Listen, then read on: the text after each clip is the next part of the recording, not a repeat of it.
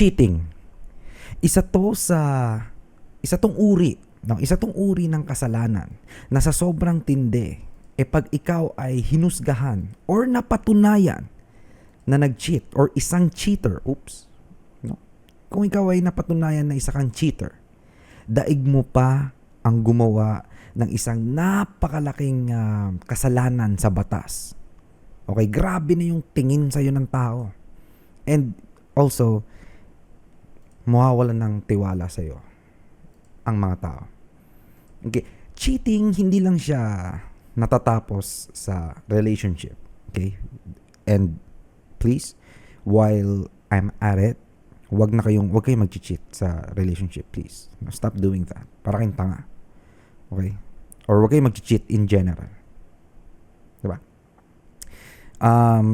Ayun. Okay, so hindi lang natatapos ang cheating sa relationship or sa exam. Diba? Hindi lang. Pero maging sa gaming or sa paglalaro ng video games, meron din talaga mga nandadaya or may mga nag-cheat talaga. Okay. So sa video na ito, ang papanoorin natin ay 15 gamers who got caught cheating. Nakakahiya yan. Bansagan ka pa nga lang na isang cheater. No, kahit saan. Bansagan ka lang na isang cheater, nakakahiya na. 'Di ba? Nakakababa na ng pagkatao yan. Unless sobrang kapal ng mukha mo. Okay? What more kung napatunayan and merong ebidensya? Grabe na yan. Hello, what is up sa inyo lahat, guys? Welcome back sa aking channel. Para sa mga hindi nakakakilala sa akin, hello, my name is CJ and welcome sa mga bago dyan. Tuwing Tuesday, ako ay gumagawa or nag-upload ng reaction videos na everything and everything under the sun about gaming. Okay? Every Tuesday, tumatambay lang kami dito ng aking mga regular viewers, nanonood ng mga videos, random videos na may kita ko sa internet about gaming. Okay? Every Wednesday, nag-upload ako palit o sulit. No? Na kung saan pumapasok ako sa different Ragnarok servers, tapos tinitignan ko kung ano meron doon.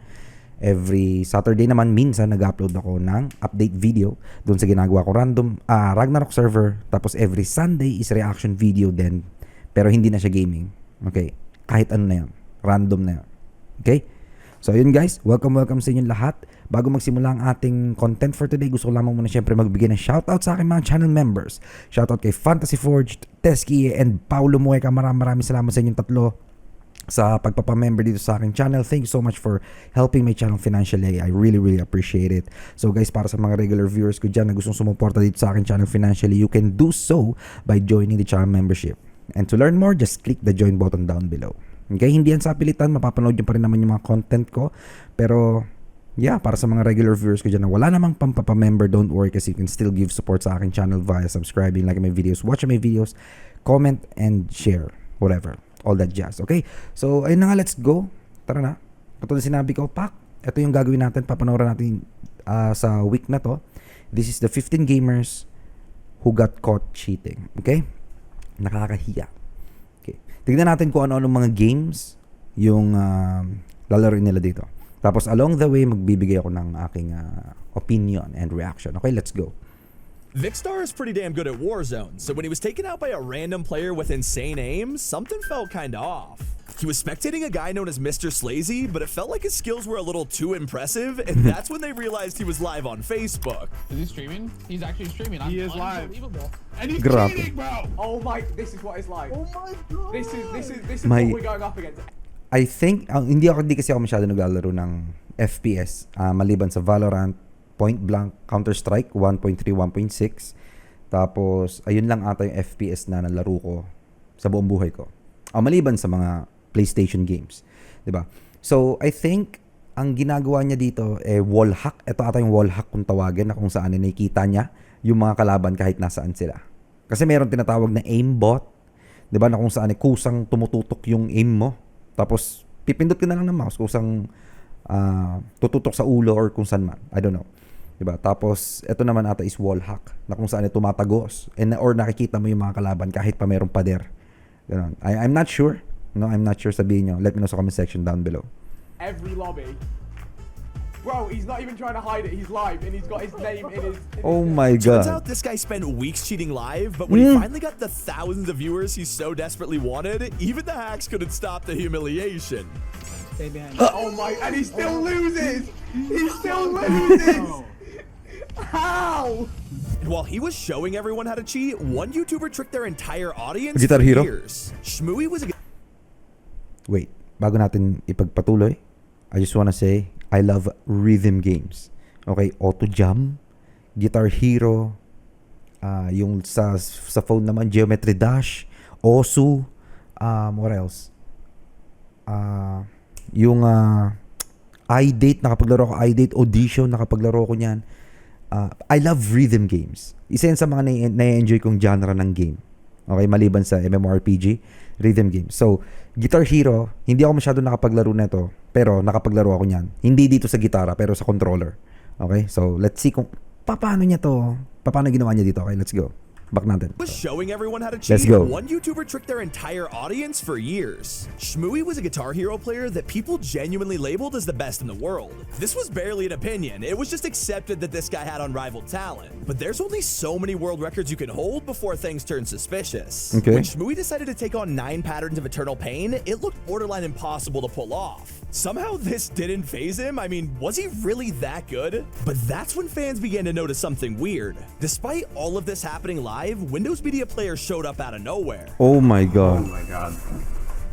Yeah, pretty weird, but then viewers slowed down the video and realized his fingers weren't matching the gameplay. Okay, so maybe he just pre-recorded the insane run and then pretended to do it live on the first try. Oh, well, what if I told you he didn't actually beat the song at all? The reason Shmooey was so good? Well, he used hacks to slow things down, beat songs super easily, and then speed them back up inside of the recording. This led fans down a massive rabbit hole as they scrambled to check all his other videos. Surely he wasn't cheating this whole time, right? Yeah, bad news. This pattern was found across nearly all of his content, around 100 fake videos total. Whoa. Now, he did make an apology for this, but eventually deleted all his videos, privated socials, and has since disappeared from the Guitar Hero community. And he Like, for the content? For the money? Kasi guys, ito ang pag-cheat in general, bawal yan. Hindi ko inaano yan. Ano ba tawag dito? Hindi ko pinapaboran yan. Ano ba ito? Nakalimutan ko yung word. Pero ayoko sa cheating. Ayoko sa cheaters. I hate them. Okay? Pero pagka kasi like co-op or may kalaro ka or like for example FPS game, yung meron kang kalaban na totoong player. Ang sama nung ganun kasi 'di ba? Natatalo mo yung kalaban mo ng nandadaya ka. Kumbaga meron kang unfair advantage. Pero dito sa ganitong klase ng laro, wala ka namang kalaban dyan eh. Like, so for what? For the content? For the, like, money? For views? For fame? Sa opinion ko, maraming ganyan eh. Like, fake it till you make it. Kumbaga, parang ganun yung dating. Pero you can only do so much, no? Bago ka mahuli sa ginagawa mo. So, in the long run, hindi siya maganda. Hindi talaga siya maganda kasi tignan mo eventually dinilit niya yung YouTube niya and yung mga social media niya kasi well I guess nahiya siya. Okay? Oh my god, man. Hindi ko maiisip bakit ang iniisip ng tao is yung moment lang na yon. Hindi nila iniisip yung mangyayari sa future. 'Di ba? I mean minsan ganun ako, 'di ba? I just wanna live the moment. Like ang saya-saya ng moment na to, please wag mong sirain. Okay na muna tong gantong moment natin. Parang ganun. 'Di ba? Pero syempre, iba pa rin yung mga ganitong klase na ng bagay, right? Okay, so let's continue the video. He's not the only cheater to be exposed. A pro player named GMZ was playing Rainbow Six when he noticed an enemy acting super weird. The suspicious player was apparently wall hacking, and when GMZ confronted him, they got into a little argument.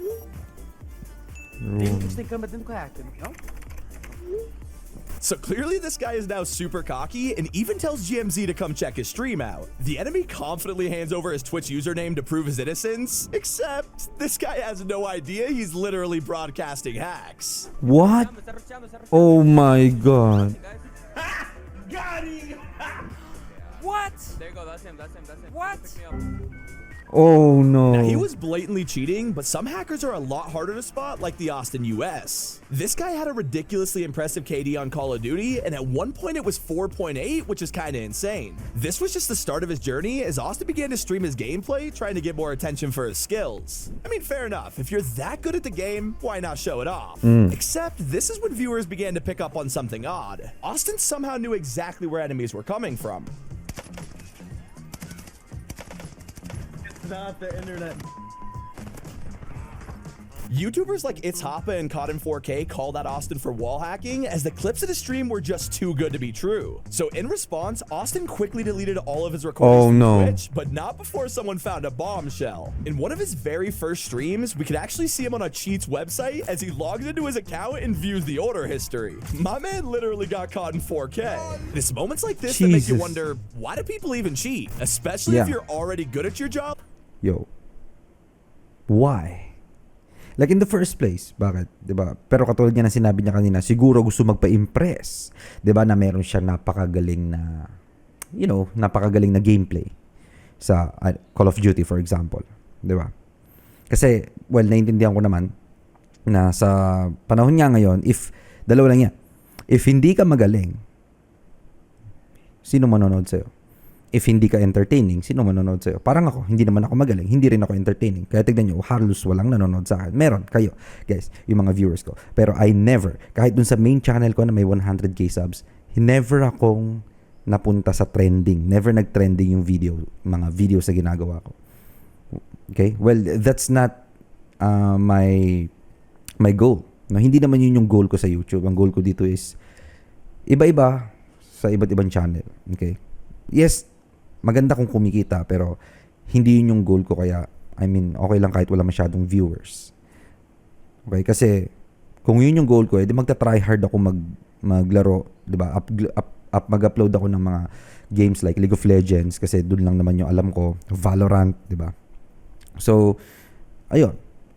Ayoko na masyado ma-stress. Kaya chill lang tayo dapat.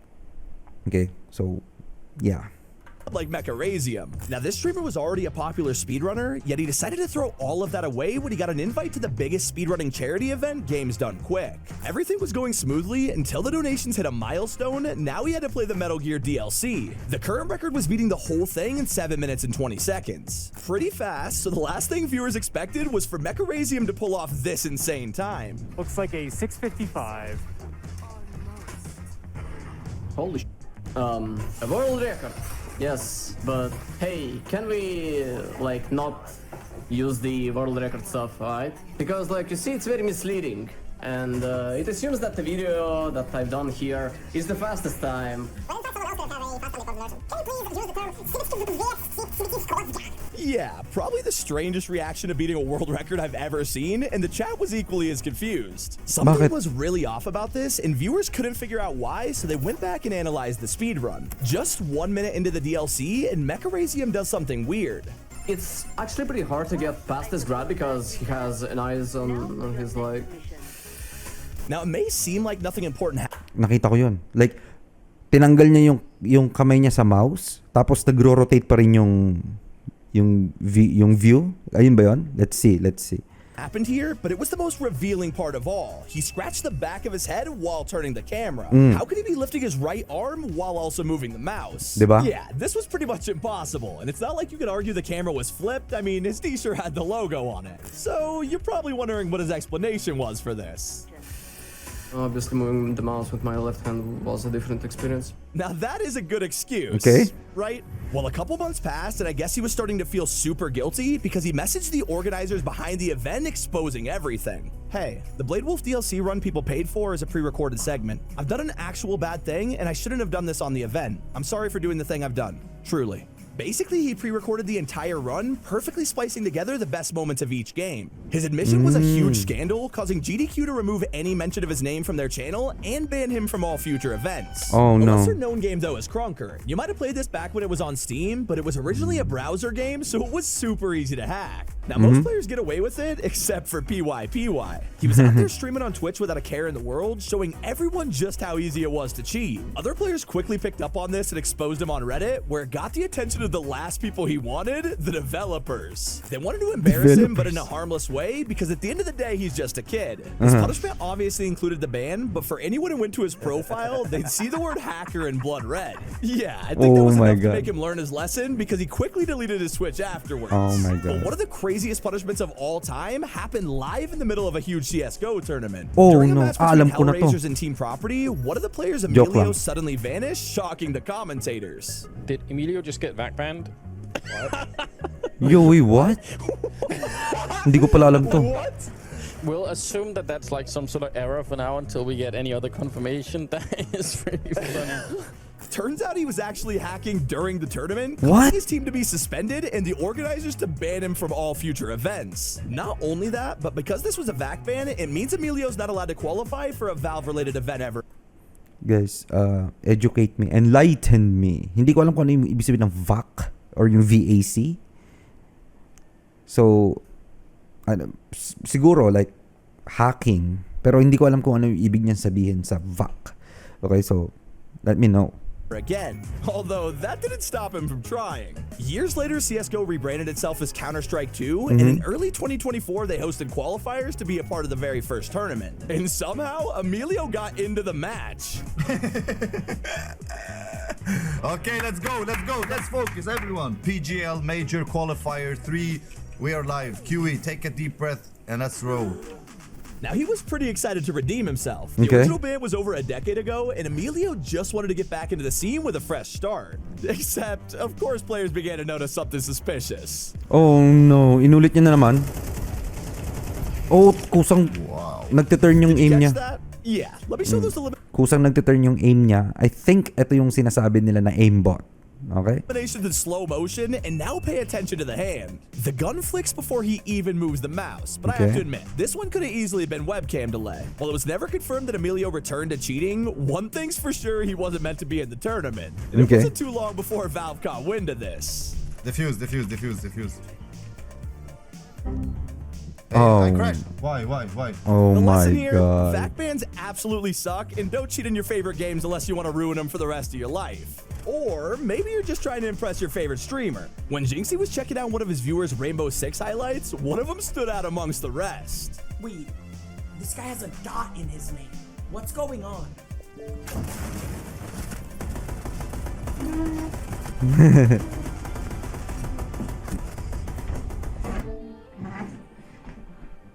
What the? Wait, no, that guy's actually hacking on Xbox. Hackers are on Xbox. No.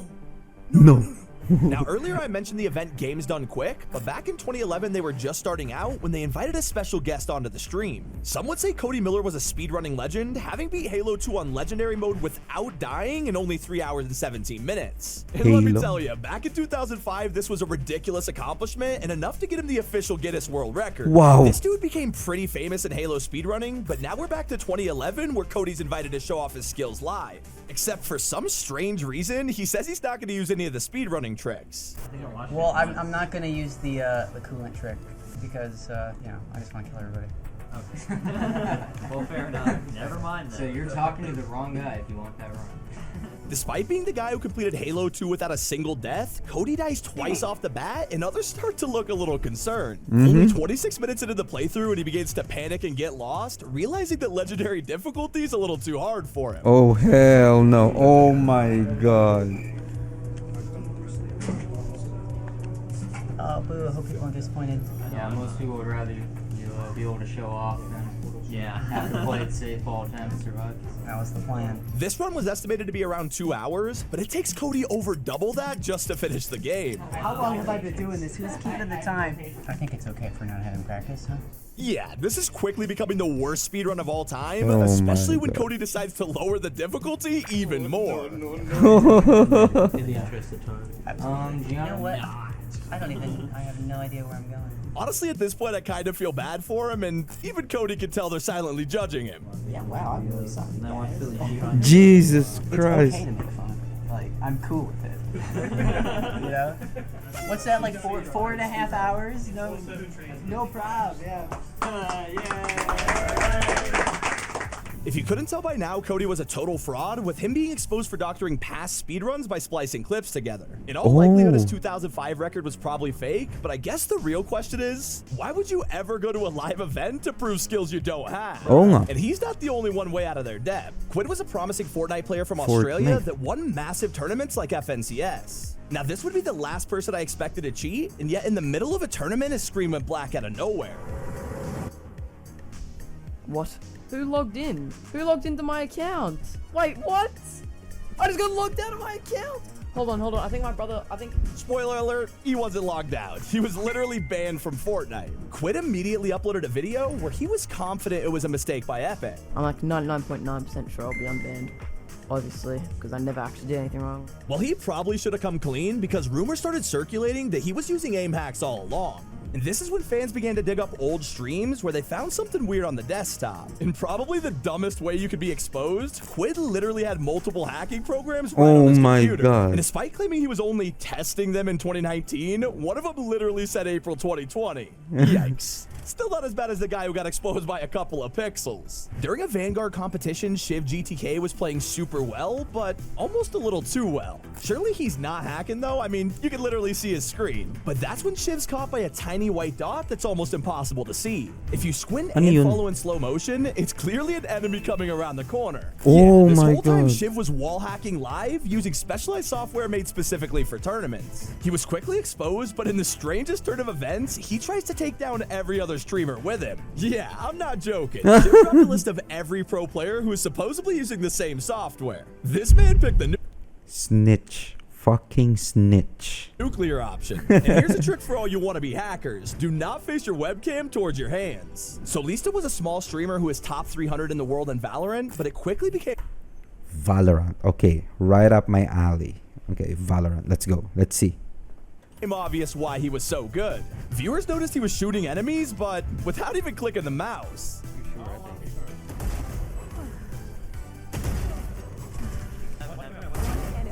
Grabe to. And the absolute best part, so Lista had a hilarious explanation for this. Apparently, he shoots with the space bar. Now, this became such a meme that he made it his Twitter bio, but sadly, this story wasn't enough to convince the devs. Oh no, nakakahiya. Oh hell no. What? Really, dude? Tapos naka-live stream ka So many pa. ways he could prove he wasn't cheating. I mean, that's what Young did. Viewers were adamant that this guy was hacking, but he had a simple solution by revealing his task manager. This displays every single app that's open, and as you can see, there are clearly no cheats. Okay, everything is good here, nothing to see, but wait a second. What is that? Turns out opening the task manager exposed everything. Fans could now see a second display in the corner, with this version having wall hacks. Oh no. And I just love when cheaters get humiliated, like when a G Fuel employee was exposed in Rust. G Fuel employee. Oh my. Hurst was always pretty terrible at the game, but when he returned a few months later, he was suddenly cracked out of his mind. Now, this wasn't just suspicious, it was blatant and other players started reporting him constantly. He refused to admit he was hacking before the devs finally learned the truth. Hurst was banned from Rust and he even released a public apology. But the viewers were not forgiving, saying that he didn't even try to make it look legit and he needs to lay off the G Fuel. By far, one of the most ridiculous hackers out there is Mr. Pixel. This guy was a French streamer who came under fire back in 2020 when his alt account got discovered by fans. Viewers realized he was rocking a 25 KD, which is basically impossible unless you're a cheater. Now, of course, he denied the allegations, but didn't realize how badly he was about to get humiliated. While queuing into a match, one viewer asked him to press insert on his keyboard. Ah, insert! Le bouton insert! Yeah, he tried to cover this up, explaining how it was a glitch, but come on, buddy, we're not Oh blind. my The god. backlash caused Mr. Pixel to change his identity just because his fans were so angry. And those were gamers caught cheating in video games. It's been Sammy. Keep it here on T5G. Hello, Sammy. Okay, that's the video. Okay, so I was expecting like yung iba't ibang klase pa ng mga games or genre, hindi lang yung FPS, no? Halos lahat ng nakita natin, like give it like 90% ng mga nakita nating games dito puro FPS games. Okay, napakaraming uri ng cheat dyan sa FPS games. Ayun nga, wall hack, meron tayong aimbot, yung ano ba tawag, auto aim or auto fire, no? Meron kasi dalawang klase ng aimbot ata, Isa is kusang tututok yung mouse mo sa ulo, i-click mo na lang yung button. Yung isa naman, kusang babaril yung baril na gamit mo pagka yung cursor mo is tumutok na sa ulo.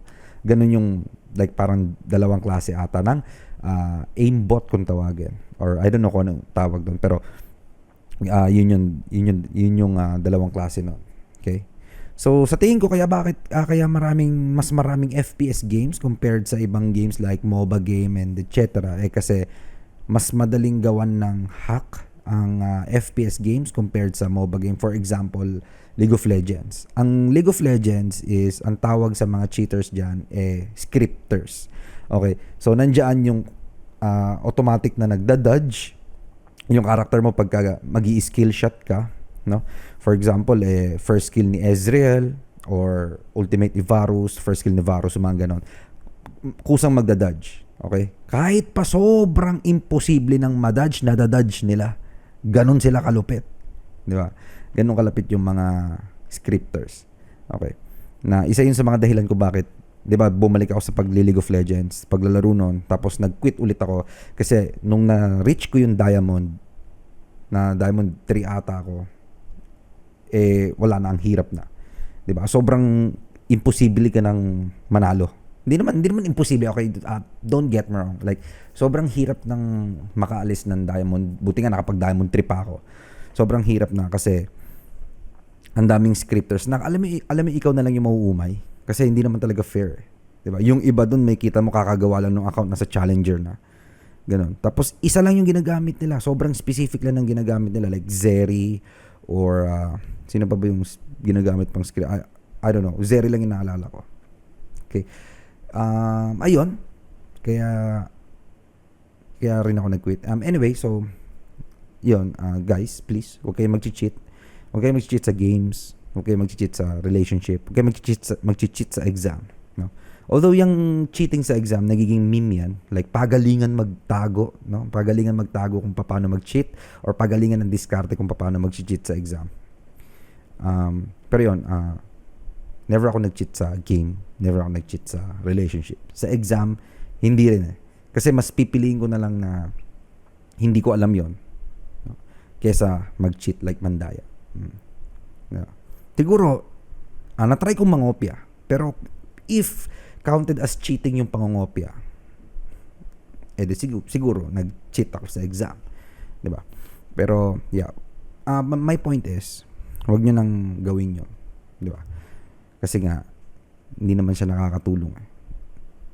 Makatulong siya sa inyo sa ngayon, pero sa future hindi na. Like for example, nag-cheat kayo ngayon sa exam. Yes, ang taas ng grades nyo. Paano pagka nagtrabaho na kayo? Sobrang impressive ng records nyo, ng grades nyo. Ang ganda. Kaso, pagdating sa real world, nangangamote na kayo. Di ba? Sobrang galing mo sa game. Nahuli ka ng cheat. No? Sobrang laki ng tiwala sa'yo ng partner mo. Sobrang happy kayo. Wala kayong problema to the point na sobrang imposible na ng sitwasyon nyo. Tapos nahuli kang ng cheat. Bro, come on. Cheaters never win. Okay? Siguro at a specific moment nananalo sila. Pero in the long run, no. Yes. Okay? So guys, that is it for the video. If gusto niyo panoorin to sa sarili nyo, yung link is nasa description down below. Yung video link is nasa description down below. Okay guys, maraming salamat sa panonood. As usual, kung nagustuhan niyo yung video, please hit the like button tapos comment guys sa comment section down below. Let me know kung meron kayong mga videos na gusto niyo panoorin ko next week. No, and also let me know kung meron kayong kakilala, no, na nag-cheat sa games. Okay. Huwag niyo na sabihin kung sino yung pangalan. Sabihin niyo lang, yes, meron akong kilala. And ano yung nangyari sa kanila? Well, mababan yung account. Pero, meron bang ibang nangyari? Let me know sa comment section down below. Okay guys? Tapos, subscribe kayo sa aking channel for more reaction videos, gaming videos in the future. Share nyo yung videos ko if you want. Tapos, para sa mga gusto sumuporta sa aking channel financially, you can do so by joining the channel membership program. Just to learn more, just click the join button down below. Okay guys? Maraming salamat sa inyong lahat. Thank you so much once again. My name is CJ and I will see you all in my next video.